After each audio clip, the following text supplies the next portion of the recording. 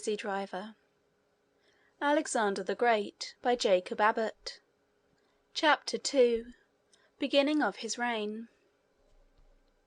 Alexander was suddenly called upon to succeed his father on the Macedonian throne in the most unexpected manner, and in the midst of scenes of the greatest excitement and agitation.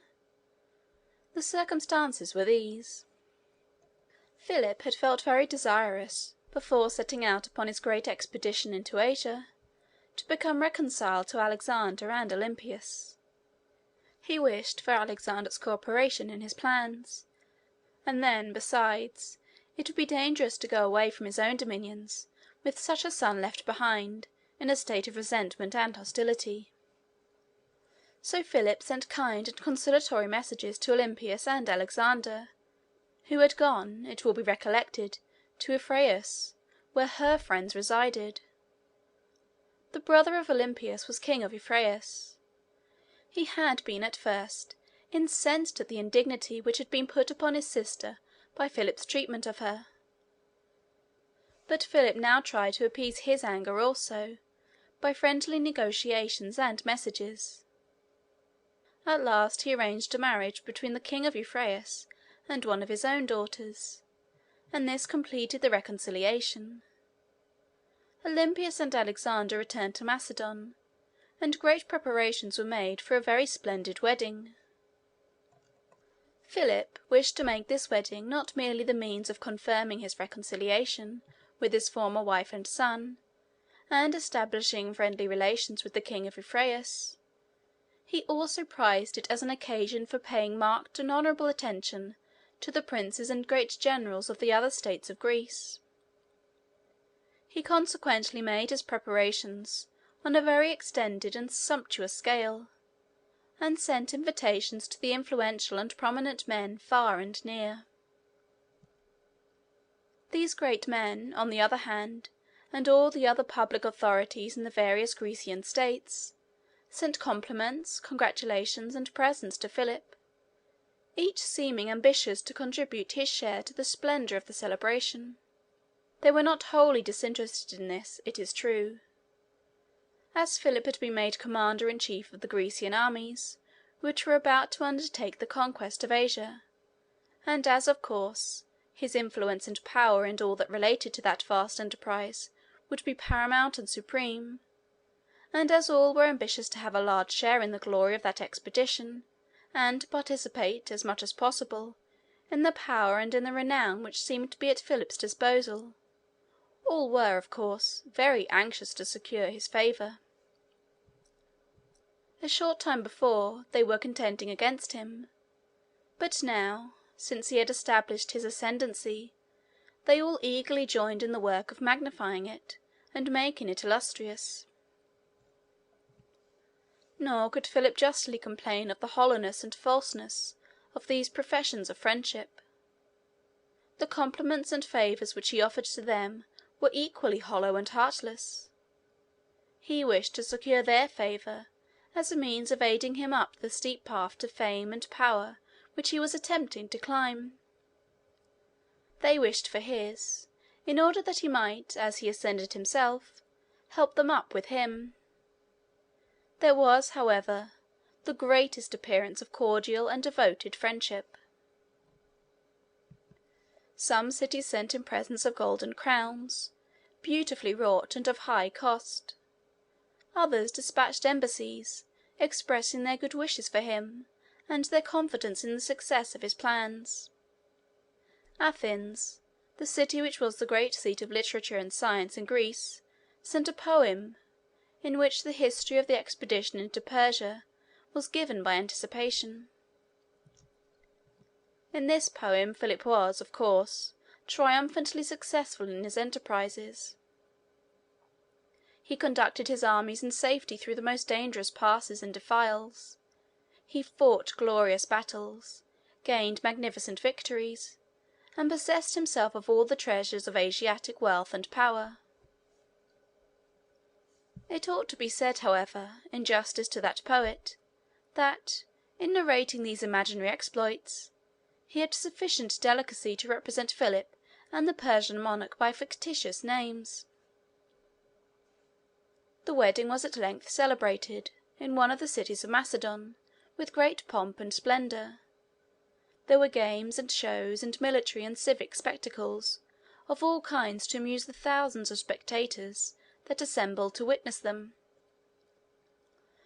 In one of these spectacles they had a procession of statues of the gods. There were 12 of these statues, sculptured with great art, and they were borne along on elevated pedestals, with censers and incense and various ceremonies of homage, while vast multitudes of spectators lined the way. There was a 13th statue, more magnificent than the other 12, which represented Philip himself in the character of a god. This was not, however, so impious as it would at first seem, for the gods whom the ancients worshipped were, in fact, only deification of old heroes and kings who had lived in early times, and had acquired a reputation for supernatural powers by the fame of their exploits, exaggerated in descending by tradition in superstitious times. The ignorant multitude accordingly, in those days, looked up to a living king with almost the same reverence and homage which they felt for their deified heroes, and these deified heroes furnished them with all the ideas they had of God. Making a monarch a god, therefore, was no very extravagant flattery.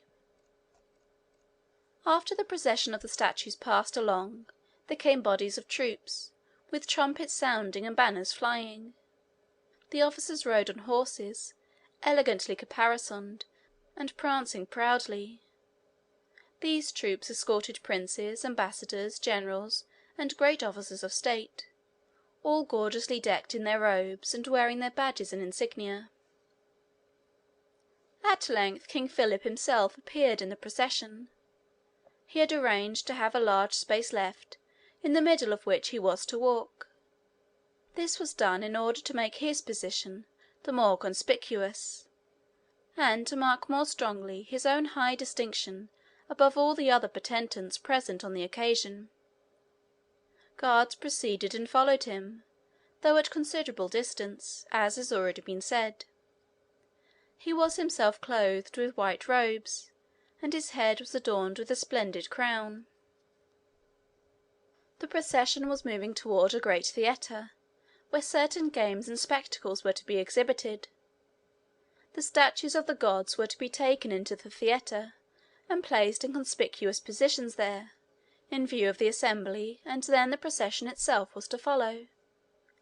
All the statues had entered, except that of Philip, which was just at the door, and Philip himself was advancing in the midst of the space left for him, up the avenue by which the theatre was approached, when an occurrence took place by which the whole character of the scene, the destiny of Alexander, and the fate of 50 nations, was suddenly and totally changed.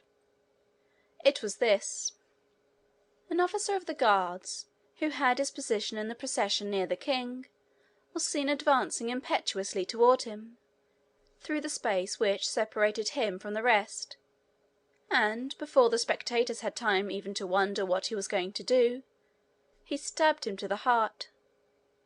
Philip fell down in the street and died. A scene of indescribable tumult and confusion ensued. The murderer was immediately cut to pieces by the other guards. They found, however, before he was dead, that it was Pausanias, a man of high standing and influence, a general officer of the guards. He had had horses provided and other assistance ready to enable him to make his escape, but he was cut down by the guards before he could avail himself of them.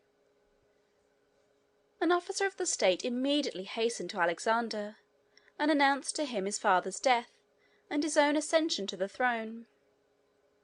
An assembly of the leading councillors and statesmen were called, in a hasty and tumultuous manner, and Alexander was proclaimed king with prolonged and general acclamations. Alexander made a speech in reply.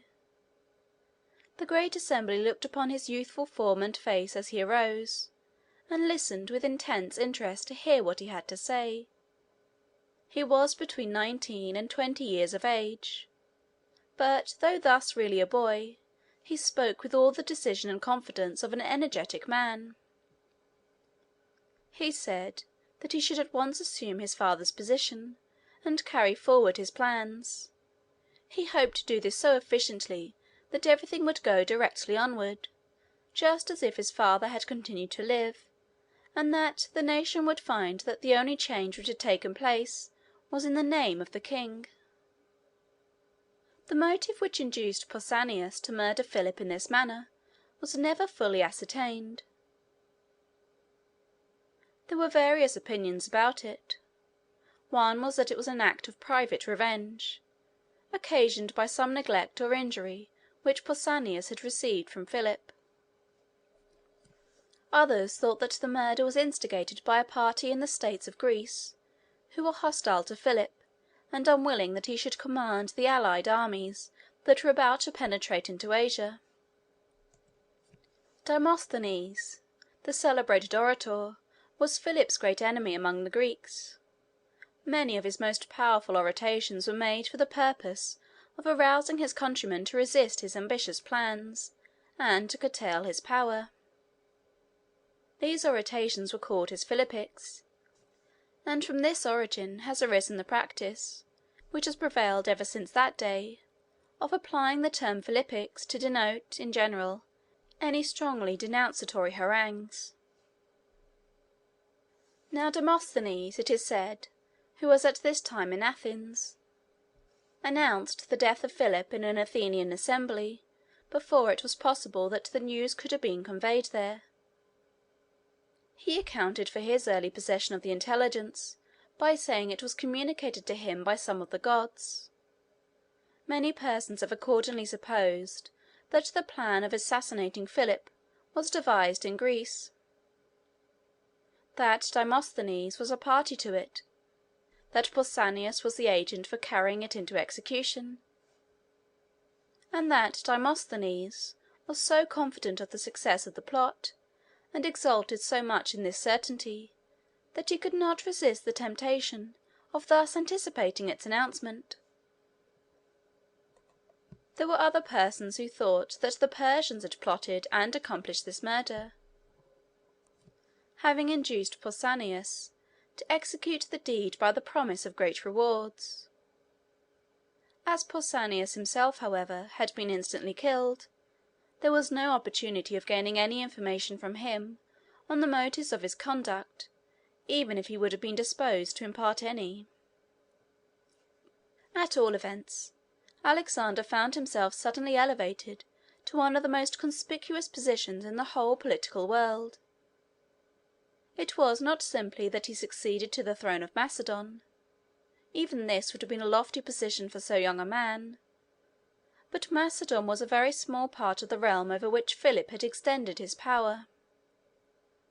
The ascendancy which he had acquired over the whole Grecian empire, and the vast arrangement he had made for the incursion into Asia, made Alexander the object of universal interest and attention. The question was, whether Alexander should attempt to take his father's place in respect to all this general power, and undertake to sustain and carry on his vast projects, or whether he should content himself with ruling, in quiet, over his native country of Macedon. Most prudent persons would have advised a young prince, under such circumstances, to have decided upon the latter course. But Alexander had no idea of bounding his ambition by any such limits. He resolved to spring at once completely into his father's seat, and not only to possess himself of the whole of the power which his father had acquired, but to commence immediately the most energetic and vigorous efforts for a great extension of it. His first plan was to punish his father's murderers.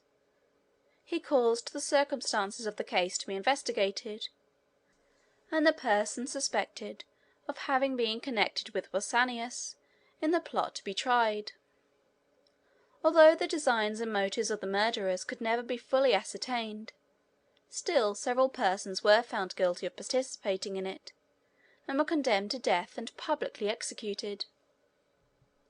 Alexander next decided not to make any changes in his father's appointments to the great offices of state, but to let all the departments of public affairs go on in the same hands as before.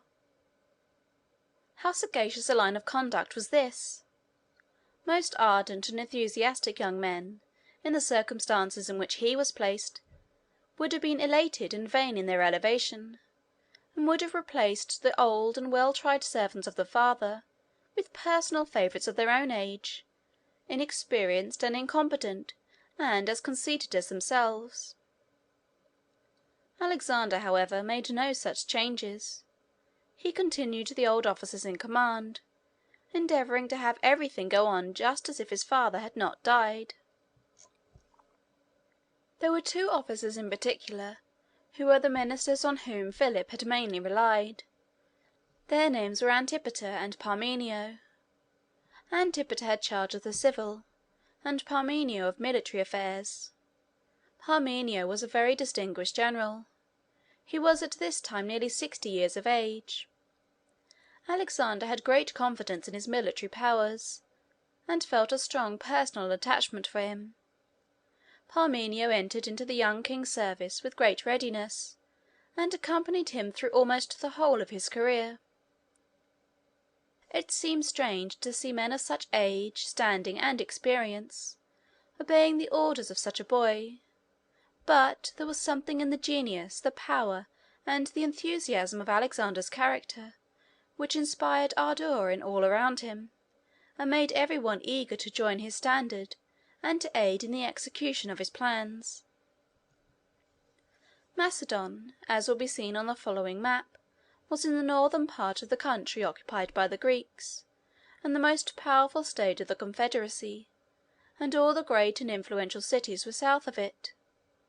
There was Athens, which was magnificently built, its splendid citadel crowning a rocky hill in the centre of it.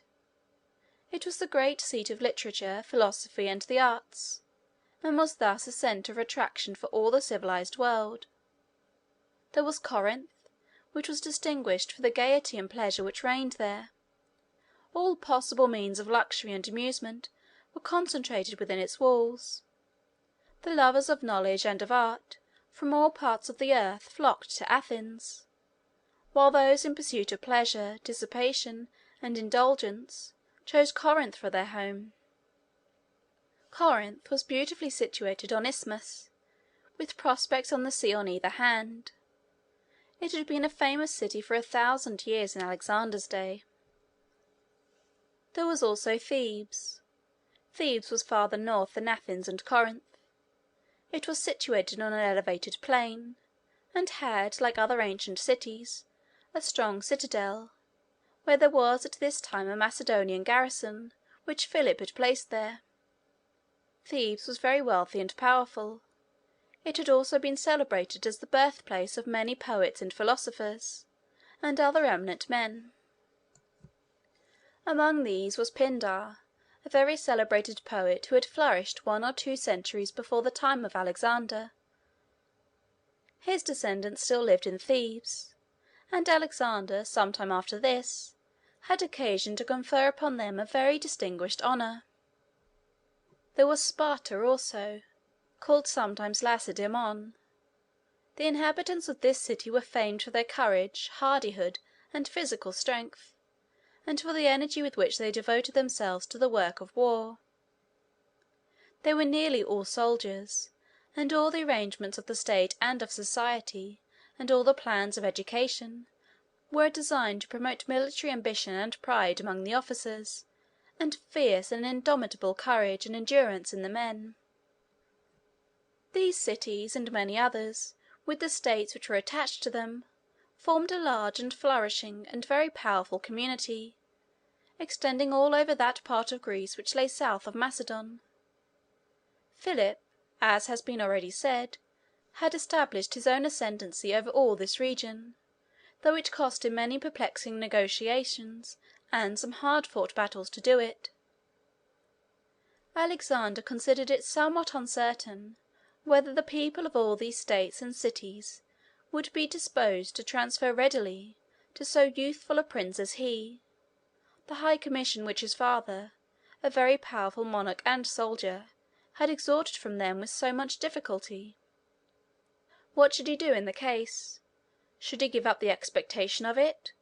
Should he send ambassadors to them, presenting his claims to occupy his father's place? Or should he not act at all, but wait quietly at home in Macedon until they should decide the question? Instead of doing either of these things, Alexander decided on the very bold step of setting out himself, at the head of an army, to march into southern Greece for the purpose of presenting in person, and, if necessary, of enforcing his claim to the same post of honor and power which had been conferred upon his father. Considering all the circumstances of the case, this was perhaps one of the boldest and most decided steps of Alexander's whole career. Many of his Macedonian advisers counselled him not to make such an attempt, but Alexander would not listen to any such cautions. He collected his forces and set forth at the head of them.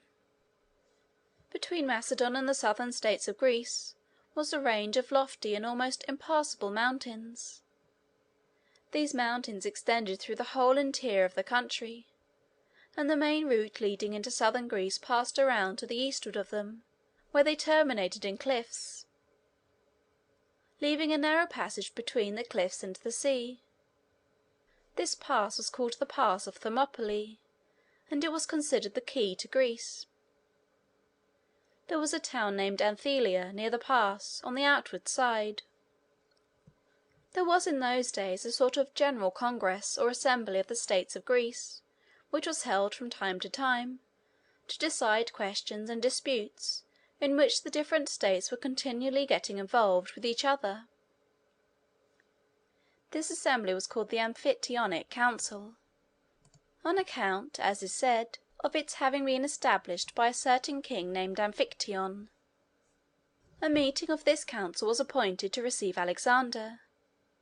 It was to be held at Thermopylae, or rather at Anthelia, which was just without the pass, and was the usual place at which the council assembled. This was because the pass was an intermediate position between the northern and southern portions of Greece, and thus was equally accessible from either. In proceeding to the southward, Alexander had first to pass through Thessaly, which was a very powerful state immediately south of Macedon.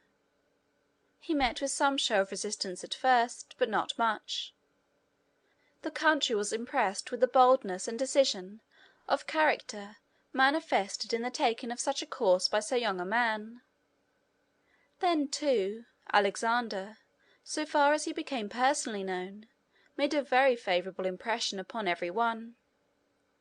His manly and athletic form, his frank and open manners, his spirit, his generosity, and a certain air of confidence, independence, and conscious superiority, which were combined, as they always are in the case of true greatness, with an unaffected and unassuming modesty. These and other traits, which were obvious to all who saw him, in the person and character of Alexander, made every one his friend.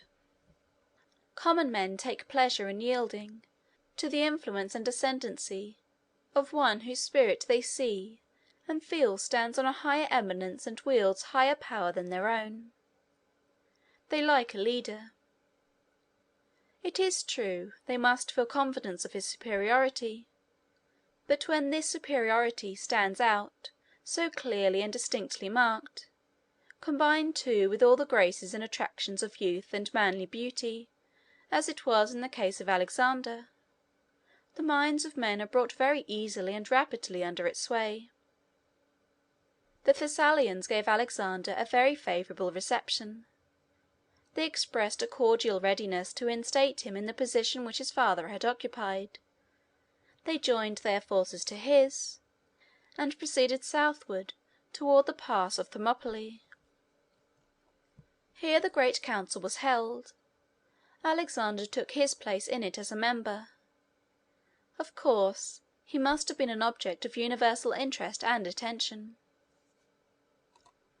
The impression which he made here seems to have been very favorable. After this assembly separated, Alexander proceeded southward, accompanied by his own forces, and tended by the various princes and potentates of Greece, with their attendants and followers. The feelings of exultation and pleasure with which the young king defiled through the pass of Thermopylae, thus attended, must have been exciting in the extreme. The pass of Thermopylae was a scene strongly associated with ideas of military glory and renown.